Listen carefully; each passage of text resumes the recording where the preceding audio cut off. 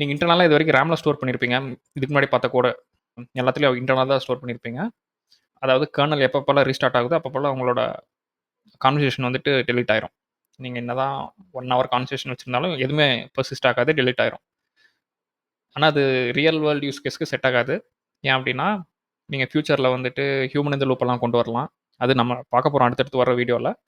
Human இன் த loop அப்டின்னா என்னன்னா, சிம்பிளா சொல்லப்போனா, ஒரு சில கிராஃப் எக்ஸிகியூஷன வந்து நம்ம பாதியா ஸ்டாப் பண்ணிருவோம். ஸ்டாப் பண்ணிட்டு மேபி மெயில் சென்ட் பண்ணலாம் அவங்களுக்கு. மெயில்ல அவங்க அப்ரூவ் அப்படின்னு குடுத்தாங்கன்னா மட்டும் தான் அடுத்து வர நோட் எக்ஸிக்யூட் ஆகணும். நோன்னு குடுத்துட்டாங்கன்னா அடுத்து வர நோட் எக்ஸிக்யூட் ஆகக்கூடாது. இந்த மாரி ரெக்யர்மென்ட் இருந்துச்சுன்னா, நம்ம கிராஃப அந்த கிராஃப் ஸ்டேட் வந்து எக்ஸ்டர்னலா ஒரு இடத்துல ஸ்டோர் பண்ணி வைக்கணும். யூசுவலி அது டேட்டாபேஸா தான் இருக்கும்.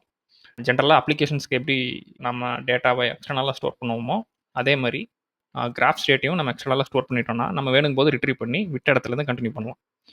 ஸோ அதுக்கு ஜென்ரலா நம்ம யூஸ் பண்றது SQLite அண்ட் Postgres. SQLite வந்துட்டு நீங்க லோக்கல் டெவலப்மெண்ட்டுக்கு யூஸ் பண்ணுவீங்க. நான் அண்டர்ஸ்டாண்டிங்காக இந்த கோட்ல வச்சிருக்கேன். Postgresஸும் மெயினா யூஸ் பண்ணுவீங்க. ஸோ Postgres வந்து ஒரு ப்ரூவன் எக்ஸ்டர்னல் டேட்டாபேஸ் கரெக்ட்டா? ஸோ நீங்க Postgres வச்சு உங்க ஸ்டேட்ட நீங்க எக்ஸ்டர்னலா ஸ்டோர் பண்ணிக்கலாம். ஒரு சிம்பிள் இமேஜ் டெபிக்ஷன் தான் அது. யூசர் வந்துட்டு கொஸ்டின் கேட்பாங்க.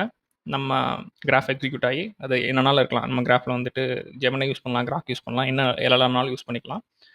ஒரு அவுட்புட் கிடைக்கும். அந்த அவுட்புட்டை நீங்கள் SQLiteல ஸ்டோர் பண்ணலாம், which is a light weight database, அல்லது Postgresல ஸ்டோர் பண்ணலாம். SQLite என்னன்னா ஃபைல் பேஸ் ஸ்டோரேஜ் உங்களுக்கு ஆல்ரெடி தெரிஞ்சிருக்கும். அது லைட் வெயிட் தான். மல்டிபிள் த்ரெட்ஸை வந்துட்டு அது அவ்வளோ எஃபிஷியண்ட்டாக ஹேண்டில் பண்ணாது. ஸோ ரியல் வேர்ல்டு ப்ரொடக்ஷன் அப்ளிகேஷனுக்கு நீங்கள் SQLite மோஸ்ட்லி யூஸ் பண்ண மாட்டீங்க. ஆனால் Postgresல வந்துட்டு அந்த ஆசிட் கம்ப்ளைண்ட் எல்லாம் இருக்கும். அதனால ப்ரொடக்ஷன் ரெடி டேட்டாபேஸ் சிம்பிளாக சொல்ல போனால். ஸோ மல்டிபிள் யூசர்ஸ் வந்து அட் டைமில் கொஸ்டின் கேட்டாலும் உங்கள் Postgres வந்துட்டு உள்ள இருக்கிற டேட்டாவை எடுத்து கொடுத்துரும் எஃபிஷியண்ட்டாக.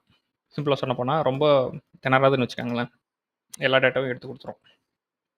இது நம்ம கோடில் பார்த்துடலாம். இது கீழே இருக்கிறதெல்லாம் கோட் நோட்ஸ் தான். நம்ம கோடில் பார்த்துடலாம்.